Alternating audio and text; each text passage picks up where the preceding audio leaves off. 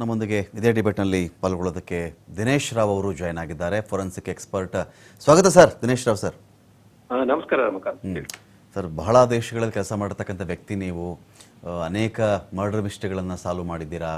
ಅನೇಕ ವಿಚಾರಗಳಲ್ಲಿ ನಿಮ್ಮ ಸಲಹೆಗಳನ್ನು ಇವತ್ತಿಗೂ ಅನೇಕ ದೇಶಗಳು ಪಡ್ಕೊಳ್ತವೆ. ಇಲ್ಲಿ ಈ ಟ್ರಾಜಿಡಿ ನಡೆದಿದೆಯಲ್ಲ ಸರ್, ಈ ಟ್ರಾಜಿಡಿ ಅಂತ ನಾವು ಚೆಕ್ ಮಾಡಿಕೊಂಡಾಗ ಇಲ್ಲಿ ಬಾಡಿ ಯಾರದ್ದು ಅಂತ ಪತ್ತೆ ಹಚ್ಚೋದು ಯಾವಾಗ ಅಂತ. ಹೀಗೆ ನಿನ್ನೆ ಬ್ಲ್ಯಾಕ್ ಬಾಕ್ಸ್ ಬಗ್ಗೆ ಮಾತಾಡ್ತಾ ಇದ್ವಿ. ಅದರಿಂದ ವಿಮಾನ ದುರಂತ ಏನಕ್ಕಾಯಿತು ಅಂತ ತಿಳಿಯೋದಕ್ಕೇನೆ ಪೂರ್ತಿಯಾಗಿ ತಿಳ್ಕೊಳ್ಳೋದಕ್ಕೇನೆ ನಮಗೆ ಮುಂದಿನ ವರ್ಷ ಜೂನ್ವರೆಗೂ ಕಾಯಬೇಕು ಅಂತ ಮಾಹಿತಿ ಬಂತು ನಮಗೆ. ಸೊ ಈ ಬಾಡಿಗಳ ಕಥೆ ಏನು ಸರ್ ಅಲ್ಲಿವರೆಗೂ ಅಂತ? ಅಂದರೆ ಮುಂದಿನ ವರ್ಷ ನಾನು ಹೇಳ್ತಿಲ್ಲ, ಈ DNA ಪರೀಕ್ಷೆಗೆ ಎಷ್ಟು ದಿನಗಳು ತೆಗೆದುಕೊಳ್ಳುತ್ತೆ ಈಗ ಆ ಫ್ಯಾಮಿಲಿಯವ್ರಿಗೆ ಬಾಡಿ ಹಸ್ತಾಂತರ ಮಾಡಲಿಕ್ಕೆ ಎಷ್ಟು ಗಂಟೆಗಳು ಎಷ್ಟು ದಿನ ಬೇಕಾಗುತ್ತೆ ಅಂತ? ರಮಕಾಂತ್, ಇದು ಯಾವುದು ಅಷ್ಟು ದೊಡ್ಡ ಪ್ರಕ್ರಿಯೆನ ಅಲ್ಲ. ಯಾಕಂದ್ರೆ ನಾನು ಸುಮಾರು ಕೇಸಲ್ಲಿ ಮಾಡಿದೀನಿ, ಆಮೇಲೆ ನೂರಾರು ಕೇಸಲ್ಲೂ ಮಾಡಿದ್ವಿ. ಅದ್ರಲ್ಲಿ ಒಂದು ಕೇಸಲ್ಲಿ 76 ಜನ ಸತ್ತಿದ್ರು, ಅದರಲ್ಲಿ ನಾನು ಮಾಡಿದ್ದೀನಿ, ಅದು ಹೊರದೇಶದಲ್ಲಿ.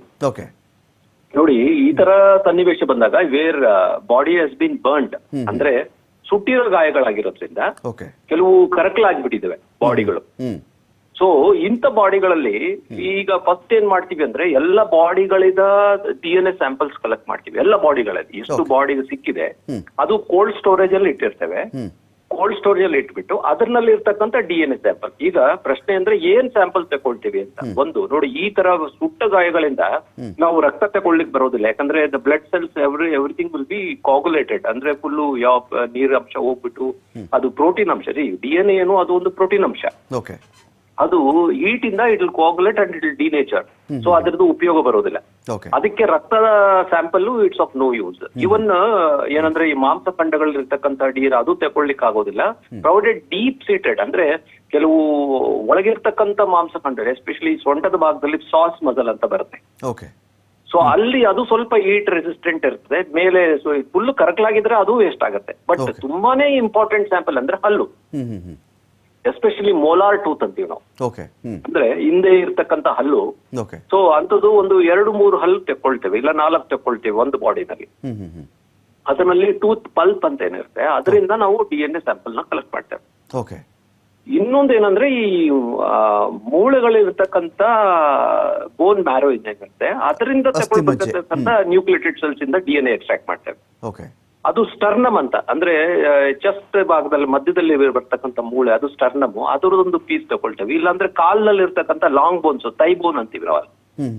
ಸೊ ಅದರದ್ದು ಒಂದು ಪೀಸ್ ಆಫ್ ಬೋನ್ ತಗೊಂಡು ಅದರಲ್ಲಿರೋ ಮ್ಯಾರೋ ಎಕ್ಸ್ಟ್ರಾಕ್ಟ್ ಆಗುತ್ತೆ. ಸೊ ದಿಸ್ ಆರ್ ದ 3: ಹಲ್ಲು, ಮತ್ತೆ ಸ್ಟರ್ನಮ್, ಮತ್ತೆ ಕಾಲ್ನಲ್ಲಿ ಇರ್ತಕ್ಕಂಥ ಮೂಳೆನಲ್ಲಿ ಇರ್ತಕ್ಕಂಥ ಬೋನ್ ಮ್ಯಾರೋ, ಇಂಥವು ಮೂಳೆ. So this are the 3 samples ಈ ತರ ಸುಟ್ಟು ಕರಕಲಾಗಿರ್ತಕ್ಕಂಥ ಬಾಡಿಗಳಲ್ಲಿ ನಾವು ಕಲೆಕ್ಟ್ ಮಾಡ್ತೇವೆ. ಸಂಬಂಧಿಕರಿಂದ ಕಲೆಕ್ಟ್ ಮಾಡ್ತೀರಿ ಸರ್? ಹೇಳ್ತೇನೆ. ಸೊ ಇದೇನಂದ್ರೆ ಇಷ್ಟು 274 ಬಾಡಿಗಳನ್ನು ಈ ತರ ಸ್ಯಾಂಪಲ್ಸ್ ಕಲೆಕ್ಟ್ ಮಾಡಿ ಅದರಲ್ಲಿ ಇರ್ತಕ್ಕಂಥ DNA ಪ್ರೊಫೈಲ್ ಮಾಡಿ, ಇದು ವಿಕ್ಟಿಮ್ ಪ್ರೊಫೈಲ್ ಅಂತ ಒಂದು ಲಿಸ್ಟ್ ತಯಾರು ಮಾಡ್ಬಿಡ್ತೇವೆ. ಲಿಸ್ಟ್ ತಯಾರು ಮಾಡಿ ಈಗ ಪ್ರಶ್ನೆ ಬರೋದು, ಇದು ಯಾರಿಗೆ ಸಂಬಂಧಪಟ್ಟಂತ DNA ನೋಡಿ, ಅದು conclusive evidence no doubt, but it is a comparative study. ಅಂದ್ರೆ ಬರೇ ಒಬ್ಬ ಮನುಷ್ಯನ DNA ನೋಡ್ಬಿಟ್ಟು ಇದು ಯಾರ್ದು ಅಂತ ಹೇಳಲಿಕ್ಕೆ ಬರೋದಿಲ್ಲ. ಯಾರು ಇವರ ತಂದೆ ತಾಯಿ, ಇಲ್ಲ ಅಣ್ಣ ತಮ್ಮ, ಇಲ್ಲ ಮಕ್ಕಳು ಯಾರಿದ್ದಾರೆ ಅವರಲ್ಲಿ ಇರ್ತಕ್ಕಂಥ ಬ್ಲಡ್ ಸ್ಯಾಂಪಲ್ಸ್ ಕಲೆಕ್ಟ್ ಮಾಡಿ ಅವ್ರದ್ದು ಒಂದು DNA ಪ್ರೊಫೈಲ್ ಕ್ರಿಯೇಟ್ ಮಾಡ್ತೀವಿ. ಆ DNA ಪ್ರೊಫೈಲ್ ಕ್ರಿಯೇಟ್ ಮಾಡು ಯಾರು ಅಣ್ಣ ತಮ್ಮ ಅಕ್ಕ ತಂಗಿ, ಇಲ್ಲ ತಂದೆ ತಾಯಿ, ಇಲ್ಲ ಅವರ ಮಕ್ಕಳು. ಸೊ ಇವರಲ್ಲಿ ಬ್ಲಡ್ ಸ್ಯಾಂಪಲ್ ತಗೊಂಡು DNA ಪ್ರೊಫೈಲ್ ಕ್ರಿಯೇಟ್ ಮಾಡಿ ಒಂದೊಂದು ಪ್ರೊಫೈಲ್ಗೂ 270 ಬಾಡಿಗಳಲ್ಲಿ ಯಾವ್ದು ಮ್ಯಾಚ್ ಆಗುತ್ತೆ ಅಂತ ನಾವು ಕಂಪೇರ್ ಮಾಡ್ಬೇಕಾಗ್ತದೆ ಫಾರ್ ಈಚ್ ಕೇಸ್. ಅವಾಗ 274ನಲ್ಲಿ ಅವ್ರದೇ ಯಾರಾದ್ರೂ ಸಂಬಂಧಿಕರು ಇದ್ದಲ್ಲಿ ಡೆಫಿನೆಟ್ಲಿ ಮ್ಯಾಚ್ ಆಗೇ ಆಗತ್ತೆ. ಅವಾಗ ಆ ಬಾಡಿ ಅವ್ರದ್ದು ಅಂತ ನಾವು ಕನ್ಫರ್ಮ್ ಮಾಡಿ ಅದನ್ನ ಅವ್ರಿಗೆ ಹ್ಯಾಂಡ್ ಓವರ್ ಮಾಡ್ತೀವಿ. ಅಲ್ಲಿವರೆಗೂ ಆ ಬಾಡಿನ ಕೋಲ್ಡ್ ಸ್ಟೋರೇಜ್ ಅಲ್ಲಿ ಇರುತ್ತೆ, ಯಾರಿಗೂ ಏನು ತೊಂದರೆ ಆಗೋದಿಲ್ಲ, ಯಾರು ಇದ್ರ ಬಗ್ಗೆ ಆತಂಕನೂ ಪಡ್ಬೇಕಾಗಿಲ್ಲ. ಸೊ ಇದರಲ್ಲಿ ಪ್ರಕ್ರಿಯೆ ಯಾವ್ದು ಮಾಡ್ತೀವಿ ಅಂದ್ರೆ ನಾವು SFLP ಅಂತ ಒಂದು technique, short term tandem repeats ಅಂತ. ಆಮೇಲೆ ಇನ್ನೊಂದು PCR ಅಂತ, ಇದು ನಾನು ಮೊದಲೇ ಹೇಳಿದ ಟೆಕ್ನಿಕ್, ಅದು ತುಂಬಾ ದಿವಸ ತಗೊಳುತ್ತೆ. ಅದ್ರ ಬದಲು ಈ PCR ಟೆಕ್ನಿಕ್ ಅಂತ ಏನ್ ಹೇಳ್ತೀವಿ, ಅದು ಸ್ವಲ್ಪ ದಿನದಲ್ಲಿ ಮಾಡಬಹುದು, ಕೆಲವು ಗಂಟೆಗಳಲ್ಲಿ ಮಾಡಬಹುದು. ಸೊ ಈ ತರ ಸನ್ನಿವೇಶದಲ್ಲಿ ಆ PCR ಟೆಕ್ನಿಕ್ ಆಧಾರದ ಮೇಲೆ ನಾವು DNA ಮ್ಯಾಚಿಂಗ್ ಮಾಡ್ತೇವೆ. ಒಂದು ದಿನ ಒಂದು ವಾರ ಬೇಕಾಗುತ್ತಾ ಸರ್ ಇದಕ್ಕೆ? ಇಲ್ಲ, ಒಂದು ವಾರ ಏನಿಲ್ಲ, ಯಾಕಂದ್ರೆ ಕೇಸ್ಗಳು ಜಾಸ್ತಿ ಇರೋದ್ರಿಂದ ನಾನು ಮೊದಲೇ ಹೇಳಿದೆ 274 ಪ್ರೊಫೈಲ್ ಮಾಡ್ಬೇಕು.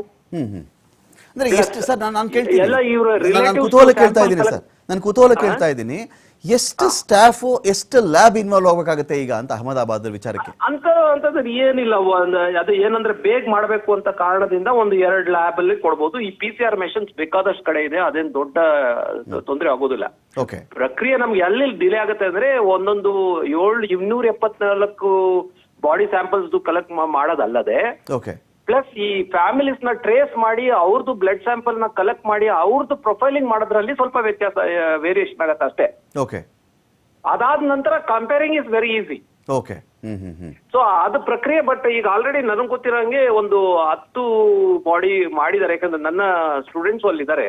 ಓಕೆ, ಅವರು ಮತ್ತೆ ಮುಖ್ಯಮಂತ್ರಿಗಳದ್ದು ಅವ್ರದ್ದು ಐಡೆಂಟಿಫೈ ಆಗಿದೆ ಅಂತ ಕನ್ಫರ್ಮ್ ಆಗಿದೆ. ಮಾಜಿ ಮುಖ್ಯಮಂತ್ರಿಗಳದ್ದು? ಹೌದು ಆಗಿದೆ ಇವತ್ತಾಗಿದೆ.